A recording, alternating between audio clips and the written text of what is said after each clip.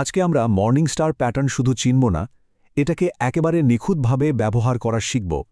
মানে basic level ছেড়ে আমরা সরাসরি এক্সপার্ট লেভেলে চলে যাব। কখনো ভেবে দেখেছেন কিভাবে মাত্র ৩টা ক্যান্ডেল মার্কেটের মোমেন্টাম পুরোপুরি ঘুরিয়ে দিতে পারে? এই প্যাটার্নটা বোঝার আসল মজাটা কিন্তু এখানেই। এটা অনেকটা মার্কেটের মধ্যে যে পাওয়ার স্ট্রাগলটা চলছে সেই গল্পটা পড়ার মতো। চলুন প্রথম উদাহরণ দিয়ে শুরু করা যাক। আমরা একদম কাটাছেঁড়া করে দেখব এই প্যাটার্নের গঠন আর এর পেছনে সাইকোলজিটা কি। মানে প্রত্যেকটা ক্যান্ডেল আসলে কি বলতে চাইছে সেটাই বোঝার চেষ্টা করব। তো মর্নিং স্টার প্যাটার্নটা কি? সহজ কথায় এটা একটা খুবই পাওয়ারফুল ৩ ক্যান্ডেলের বুলিশ রিভার্সাল প্যাটার্ন।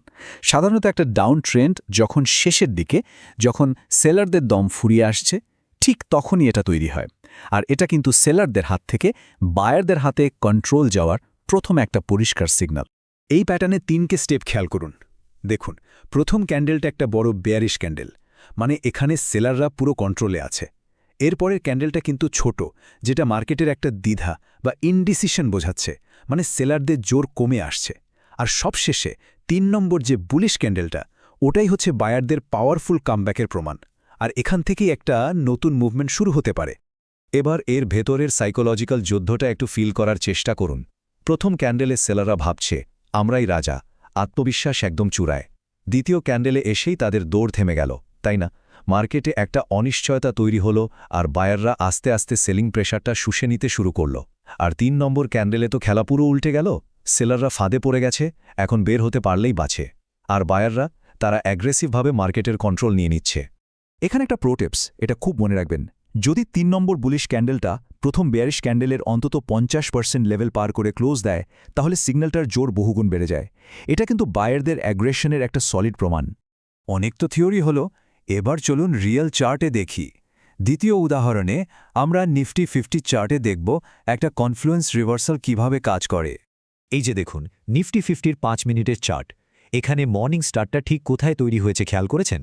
ঠিক এমন একটা জায়গায় যেখানে একটা আপট্রেন্ডিং ট্রেন্ড লাইন আর একটা খুবই গুরুত্বপূর্ণ হরাইজন্টাল সাপোর্ট লেভেল একসাথে মিলে গেছে। ট্রেডিংয়ের ভাষায় এটাকে বলে কনফ্লুয়েন্স, মানে যখন একাধিক টেকনিক্যাল কারণ একসাথে সাপোর্ট দেয়। আর এটা একটা খুবই হাই প্রবাবিলিটি ট্রেডিং সেটআপ তৈরি করে। এই রকম একটা সেটআপে আমাদের ট্রেড প্ল্যানটা হবে একদম পরিষ্কার। প্যাটার্নটা কমপ্লিট হওয়ার পরেই আমাদের এন্ট্রি। স্টপ লসটা কোথায় থাকবে? প্যাটার্নের লোয়ের ঠিক নিচে, যেটা ওই কনফ্লুয়েন্স জোনটাকেও প্রোটেক্ট করবে। আর আমাদের প্রথম টার্গেট হবে আগের সুইং হাই। এখানকার সাইকোলজিটা কি? আমরা একটা চলতি আপট্রেন্ডে একটু কম দামে, মানে ডিসকাউন্টে এন্ট্রি নেওয়ার জন্য অপেক্ষা করছিলাম।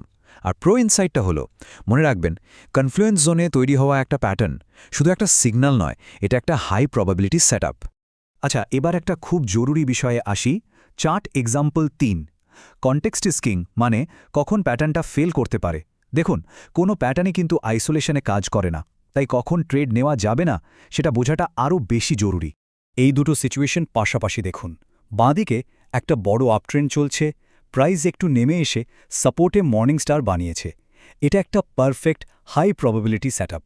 আর ডানদিকে একটা মারাত্মক ডাউন ট্রেন্ডের মাঝখানে কোনো সাপোর্ট ছাড়াই প্যাটার্নটা তৈরি হয়েছে। সবসময় মনে রাখবেন, ট্রেন্ড ইজ ইয়োর ফ্রেন্ড। একটা চলন্ত ট্রেনের সামনে ঝাঁপ দেওয়া যেমন বোকামি, একটা শক্তিশালী ডাউন ট্রেন্ডের বিপরীতে গিয়ে বাই করাও ঠিক তেমনই খতরনাক। এবার আমরা দেখব এই প্যাটার্নটাকে আর কিভাবে ব্যবহার করা যায়। চতুর্থ উদাহরণে ব্যাংক নিফটি চার্টে মর্নিং স্টার শুধু রিভার্সাল নয়, বরং একটা দারুণ কন্টিনিউয়েশন সিগন্যাল হিসেবেও কাজ করছে। ব্যাংক নিফটির এই 5 মিনিটের চার্টটা দেখুন। একটা পরিষ্কার আপট্রেন্ড চলছে, আর তার মধ্যে যখনই ছোট ছোট পুলব্যাক বা কারেকশন আসছে, তখনই মর্নিং স্টার তৈরি হচ্ছে। এখানে কিন্তু প্যাটার্নটার ভূমিকা পাল্টে গেছে। এটা ট্রেন্ড শেষ হওয়ার কথা বলছে না, বরং এটা কনফার্ম করছে যে ছোট বিরতিটা শেষ আর মূল আপট্রেন্ড আবার চলতে শুরু করবে। এই কন্টিনিউয়েশন ট্রেডের প্ল্যানটাও খুব সোজা সাপটা। প্যাটার্ন কমপ্লিট হলেই এন্ট্রি, যাতে আমরা চলতি ট্রেন্ডেই আবার যোগ দিতে পারি। স্টপ লসটা থাকবে ওই নির্দিষ্ট প্যাটার্নের লোয়ের ঠিক নিচে, আর টার্গেট একটা নতুন হায়ার হাই বানানো। আর প্রো ট্রেডারদের একটা গোল্ডেন রুল হলো, সবসময় বড় টাইম ফ্রেমের ট্রেন্ড যেদিকে সেদিকেই ট্রেড করুন। যখন আপনার ছোট টাইম ফ্রেমের প্যাটার্ন বড় ট্রেন্ডের সাথে মিলে যায়, তখনই আপনি সবচেয়ে ভালো, সবচেয়ে হাই প্রবাবিলিটি সেটআপগুলো পাবেন।